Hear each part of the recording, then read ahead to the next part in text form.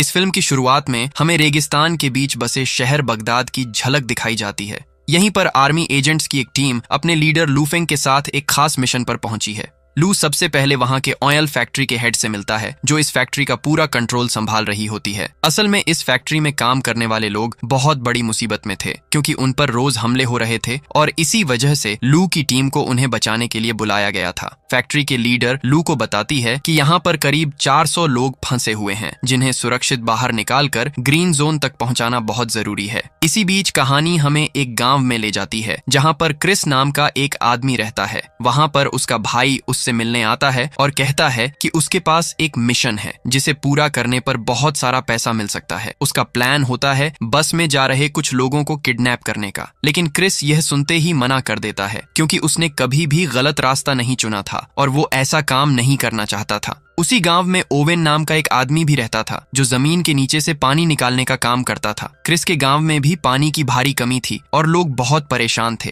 Chris अपने गांव वालों से बहुत प्यार करता था, इसलिए वो ओवेन को बुलाता है ताकि गांव में पानी निकाला जा सके। ओवेन कुएं से पानी निकालने की कोशिश करता है, लेकिन वह कामयाब नहीं हो पाता। ऊपर से मौसम बहुत गर्म था और गांव के लोग पहले ही काफी गरीब थे। तब ओवेन क्रिस को बताता है कि अगर थोड़ा पैसा मिल जाए तो यहाँ से आसानी से पानी निकाला जा सकता है। ये सुनकर क्रिस कहता है कि ठीक है, वो पैसों का इंतजाम करेगा। दूसरी ओर फैक्ट्री में लू अपनी टीम के साथ प्लान बना रहा होता है कि फैक्ट्री के सभी लोगों को यहाँ से सुरक्षित निकालने के लिए उन्हें हाईवे ऑफ डेथ से होकर जाना पड़ेगा। यह रास्ता छोटा तो है, लेकिन उतना ही खतरनाक भी है। इसके बाद फैक्ट्री की लीडर पूरे सिस्टम का डाटा लॉक कर देती है, उसे एक पेन ड्राइव में सेव करती है और उसे अपने बैग में रख लेती है, ताकि जरूरी जानकारी सुरक्षित रहे और किसी को नुकसान ना पहुंचे। फिर वह अपना बैग अपने एक असिस्टेंट को सौंप देती है। असल में वह असिस्टेंट कोई और नहीं बल्कि लू की ही बेटी होती है। लू और उसकी बेटी के रिश्ते अच्छे नहीं थे, क्योंकि जब उसकी माँ की मौत हुई थी उस वक्त लू उनके साथ नहीं था। इसी बात को लेकर वो अपने पिता से नाराज रहती है और उनसे नफरत करती है। इसके बाद सभी लोगों को बसों में बैठाकर ग्रीन जोन की तरफ ले जाया जाता है और थोड़ी ही देर में यह काफिला हाईवे ऑफ डेथ पर पहुंच जाता है। वहां का नजारा देखते ही लू की बेटी डर जाती है, क्योंकि अब तक कोई भी इंसान उस रास्ते से जिंदा नहीं निकला था। सड़क के चारों तरफ जली, फटी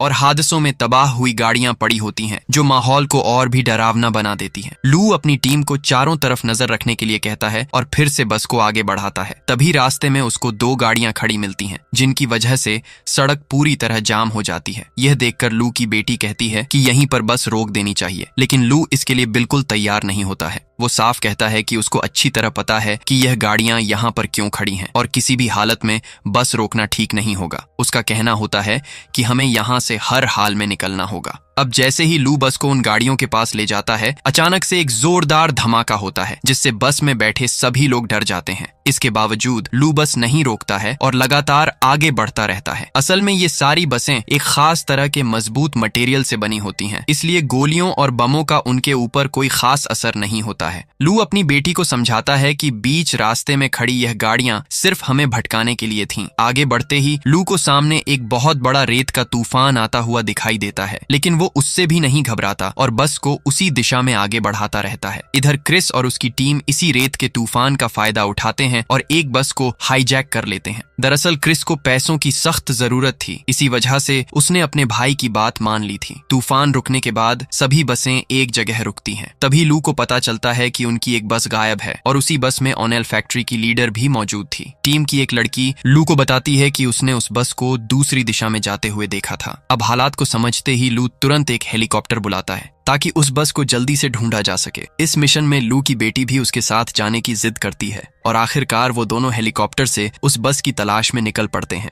थोड़ा आगे जाने पर लू हेलीकॉप्टर से एक ट्रक को देखता है और तभी उसको समझ आ जाता है कि असल में कोई प्राकृतिक रेत का तूफान था ही नहीं, बल्कि दुश्मनों ने उस ट्रक की मदद से नकली तूफान खड़ा किया था, ताकि हमारी बस को हाईजैक किया जा सके। कुछ देर बाद लू को अपनी बस दिखाई दे जाती है। संपर्क करने पर उसकी टीम की एक लड़की बताती है कि अमेरिकन लड़ाकों ने उस बस से 5 लोगों को किडनैप कर लिया है, जिनमें ऑनायल फैक्ट्री की लीडर भी शामिल है। इसके बाद लू अपनी टीम को निर्देश देता है कि बाकी सभी बसें बिना रुके ग्रीन जोन की तरफ बढ़ती रहेंगी। उधर दूसरी ओर क्रिस अपने साथियों के साथ गाड़ी में आगे बढ़ रहा होता है। तभी लू हेलीकॉप्टर से उनके ऊपर बम गिराता है। जवाब में क्रिस गाड़ी से बाहर निकलकर हेलीकॉप्टर पर गोलियां चलाने लगता है, जिसकी वजह से हेलीकॉप्टर को थोड़ा पीछे हटना पड़ता है और उसमें आग भी लग जाती है। क्रिस अपने भाई को सीधा उस गुफा में लेकर आता है और गुस्से में उससे पूछता है कि सच बता, ये मिशन आखिर किसका है। वो साफ कहता है कि मामला बहुत खतरनाक हो चुका है, ऊपर से हेलीकॉप्टर से हम पर बम गिराए जा रहे हैं। तभी वहां पर ओवेन पहुंचता है, जो क्रिस का पुराना दोस्त था।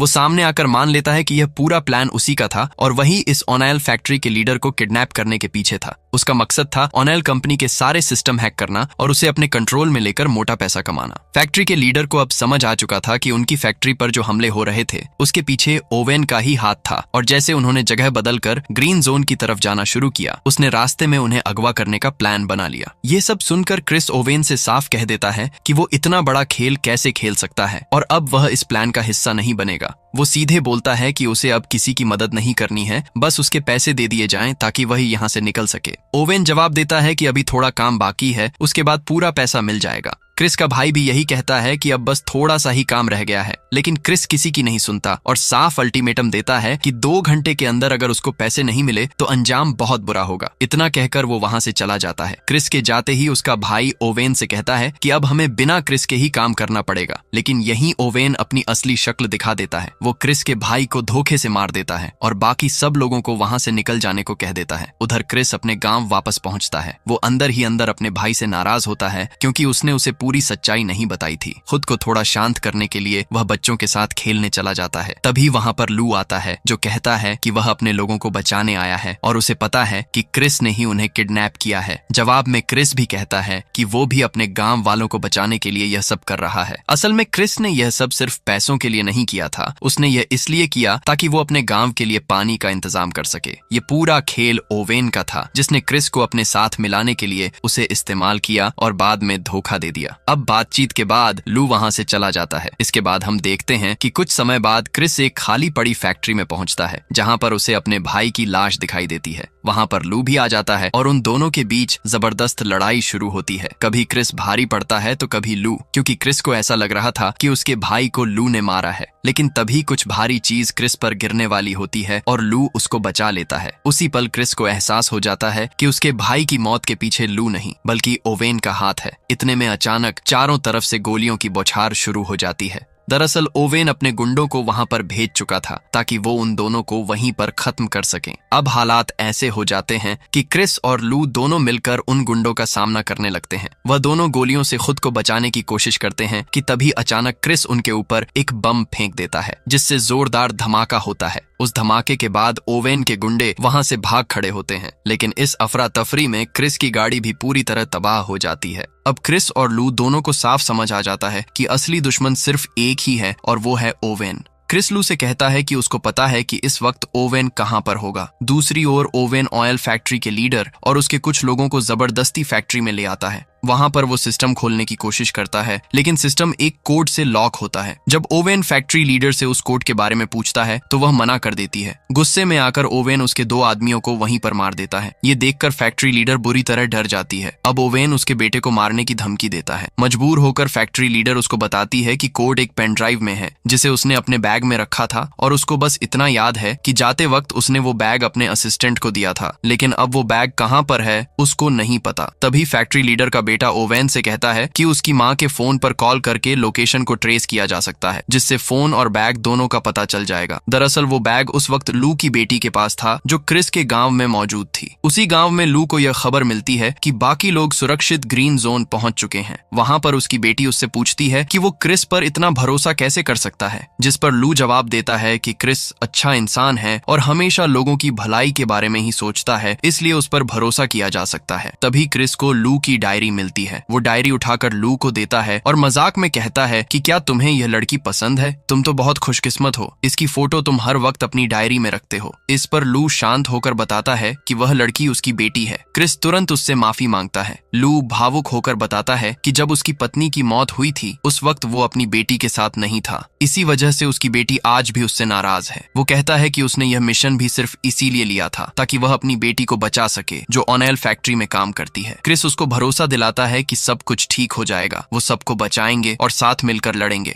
अब इसी बीच उन्हें कुछ गुंडों की आवाज सुनाई देती है और वह दोनों मिलकर उनसे भिड़ जाते हैं। लड़ाई के दौरान उनको पता चलता है कि इन गुंडों को ओवेन ने भेजा है। इनका मकसद फैक्ट्री लीडर का वही बैग लेना था जो इस वक्त लू की बेटी के पास था। वो गुंडे भारी हथियारों से लैस थे। उन्होंने पूरे गांव को अपने कब्जे में ले रखा था और गांव वालों को गुलाम बनाकर बंदी बना लिया था। अब गुंडे उनसे ओनेल फैक्ट्री लीडर का वही बैग मांगते हैं जिसमें वह पेन ड्राइव थी और उसी से पूरा सिस्टम लॉक था। हालात को देखते हुए क्रिस मजबूरी में वो बैग उनको दे देता है और बैग मिलते ही गुंडे वहां से चले जाते हैं। यह देखकर लू और उसकी बेटी दोनों ही क्रिस से नाराज हो जाते हैं। तब क्रिस उनको समझाता है कि वो पूरे गांव वालों की जान को खतरे में नहीं डाल सकता था, इसलिए उसके पास और कोई रास्ता नहीं था। अगली सुबह क्रिस लू की बेटी से पूछता है कि आखिर उस बैग में ऐसा क्या था जिसे तुम देने के लिए तैयार ही नहीं थी। तब वह उसको बताती है कि उस बैग में एक पेन ड्राइव थी जिससे ओनेल फैक्ट्री का पूरा सिस्टम हैक किया जा सकता है और बगदाद शहर का सारा तेल कहीं भी ट्रांसफर किया जा सकता है। उस सिस्टम के जरिए ओनेल स्मगलिंग भी की जाती है और तेल को किसी भी देश या फिर शहर में बेच दिया जाता है। अगर ऐसा हो गया तो यह अब तक की सबसे बड़ी तेल चोरी होती। उधर दूसरी ओर जर्मनी के एक बड़े जहाज को दिखाया जाता है जिसका कप्तान फोन पर ओवेन से बात कर रहा होता है। इसी बीच क्रिस और लू गांव छोड़कर निकल चुके होते हैं, लेकिन लू की बेटी को लगता है कि यह दोनों अकेले ही सब कुछ नहीं संभाल पाएंगे, इसलिए वह भी कार उठाती है और उनके पीछे निकल पड़ती है। इधर गुंडे बैग लेकर ओवेन के पास पहुंचते हैं। ओवेन फैक्ट्री लीडर को मजबूर करता है कि वह पेन ड्राइव से सिस्टम का लॉक खोले और जैसे ही वह पेन ड्राइव सिस्टम में लगाती है पूरा सिस्टम चालू हो जाता है। ओवेन तुरंत आदेश देता है कि जर्मन जहाज में तेल भरा जाए, लेकिन इसमें पूरे 24 घंटे लगने वाले थे। अब कुछ समय के बाद क्रिस और लू अपने ट्रक से ओवेन की फैक्ट्री तक पहुंच जाते हैं और वहां उसके गुंडों से भिड़ जाते हैं। ओवेन ये सब देख रहा होता है।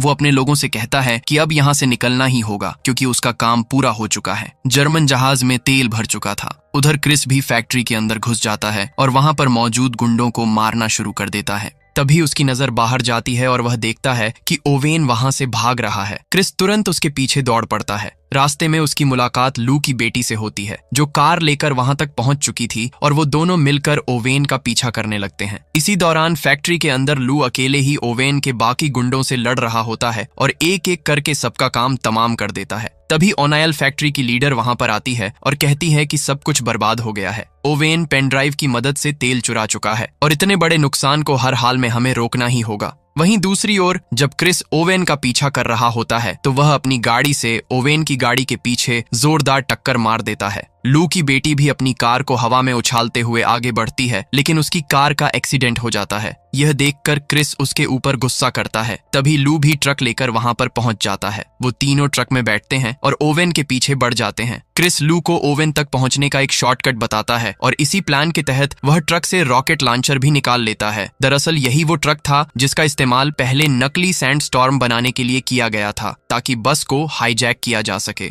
अब क्रिस पूरी रफ्तार से ओवेन तक पहुंचता है और अपना ट्रक सीधे उसकी गाड़ी से टकरा देता है। टक्कर इतनी जबरदस्त होती है कि चारों तरफ जोरदार धमाके हो जाते हैं। ओवेन की कार दूर जाकर गिरती है और वह घायल हो जाता है, लेकिन क्रिस को देखते ही वो फुर्ती से फिर से अपनी गाड़ी में बैठता है और वहां से भाग निकलता है। इधर लू क्रिस को वापस अपने ट्रक की तरफ बुलाता है। क्रिस ट्रक से लटका हुआ होता है और पूरी स्पीड में वो ओवेन की कार के पीछे दौड़ता है। उनकी रफ्तार बहुत तेज होती है जिस वजह से ट्रक का कंट्रोल बिगड़ने लगता है। तभी वह ओवेन की कार से एक रस्सी बांध देता है और अपना ट्रक एक गहरी खाई में गिरा देता है। ट्रक रस्सी के सहारे लटका रहता है। ये देखकर ओवेन जोर जोर से हंसने लगता है, लेकिन गाड़ी पर पड़े भारी वजन की वजह से उसकी कार भी खाई में गिर जाती है। लू समय रहते रस्सी को छोड़ देता है। वो अपनी बेटी के साथ एक पत्थर पर जा गिरता है और ओवेन अपनी कार समेत खाई में गिरकर मारा जाता है। लू और उसकी बेटी की जान बच जाती है, लेकिन उन्हें कहीं भी क्रिस नजर नहीं आता। दोनों को लगता है कि शायद क्रिस की मौत हो चुकी है। इसी बीच लू की बेटी को डायरी मिलती है। जब वह उसको खोलकर देखती है तो उसमें अपनी और अपनी माँ की तस्वीर पाती है। लू भावुक होकर कहता है कि वो अपनी पत्नी और बेटी से बहुत प्यार करता था और कभी भी उनको छोड़ना नहीं चाहता था। ये सुनते ही उसकी बेटी उसको गले लगा लेती है। तभी अचानक नीचे से क्रिस लू का पैर पकड़ लेता है। वो जिंदा होता है। वो दोनों मिलकर ऊपर उसको खींच लेते हैं। अब ये तीनों सुरक्षित थे, लेकिन सवाल ये था कि यहाँ से यह निकलेंगे कैसे। तभी लू के दिमाग में एक आइडिया आता है। वो कहता है कि हमें यहाँ पर खूब शोर मचाना चाहिए ताकि कोई हमारी मदद के लिए आ सके।